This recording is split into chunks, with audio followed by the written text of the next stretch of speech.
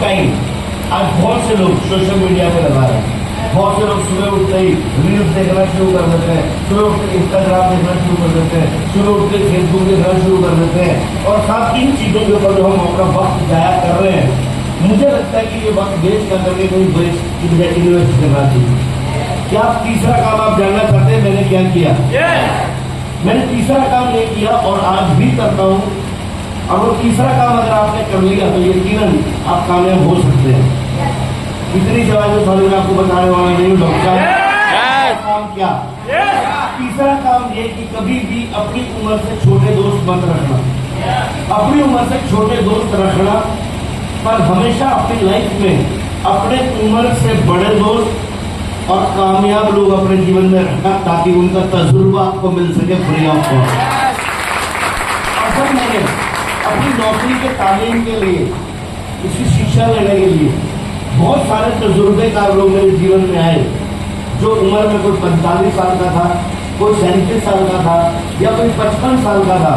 और जब उनके तजुर्बे मुझे मिलने शुरू हुए तो अक्सर लोग बोलते हैं कि साहब मेरे पास अगर खूब सारा पैसा होगा ना तो मैं कुछ कर सकता हूँ।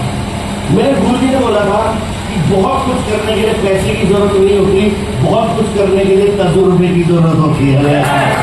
तो इसका मतलब जिंदगी में सबसे बड़ी चीज अगर कोई है तो वह है तजुर्बा। क्या परिवार से सहमत है?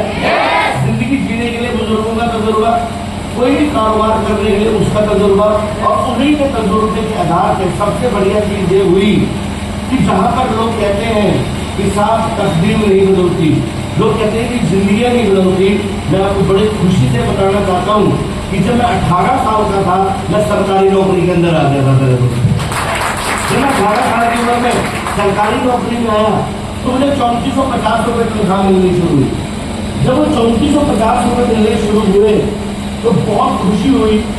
और जिंदगी में मैं फिर रिपीट कर रहा हूँ कि पैसे की कदर हमेशा वो करता है जिसके पास पैसे होते नहीं। और बड़ी खुशी की बात है, जो मुझे पहली तनख्वाह मिली वो बड़े संभाल के इस पैंट की चोर पॉकेट में रख के लेके आया, वो इतनी संभाली कि मेरी पहली तनख्वाह मिल गई। और सर वो तकलीफ थी एक, पर वो 3450 रुपये की तनख्वाह, वो 3450 रुपये की तनख्वाह का सफर। मैं ये बात आपको क्यों बार बार 3450 बता रहा हूँ, ताकि आपको ये बात का फख्र होना चाहिए, इस बात का आपको बहुत ज़्यादा गरूर होना चाहिए, और गरूर और फख्र से ज़्यादा विश्वास होना चाहिए। अगर 3450 रुपये कमाने वाला आज कंपनी का फाउंडर होकर आपके सामने खड़ा हो सकता है तो आप भी कहीं ना कहीं जा सकते हैं।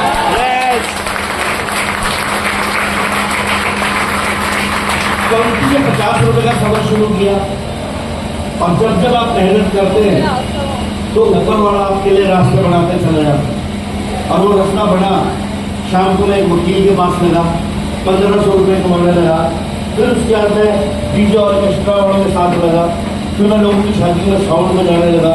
और फिर सैटरडे संडे मेरी शनिवार एतवार छुट्टी होती थी, मैं as a taxi driver Delhi airport सवारी में छोड़ने लगा।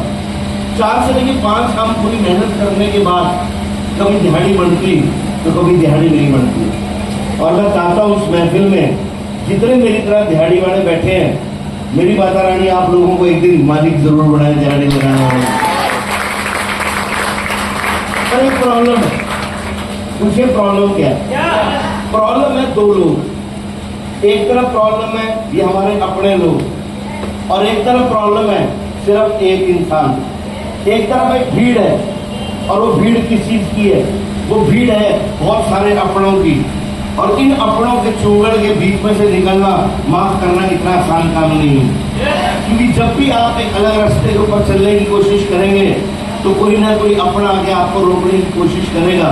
और जब मैं 4 काम करने लगा तो मुझे सबसे ज्यादा फख्र है इस चीज का कि साहब आप ही कभी गर्मी में यहाँ क्यों बैठे हैं, आप ही इस कमरे में क्यों बैठे हैं।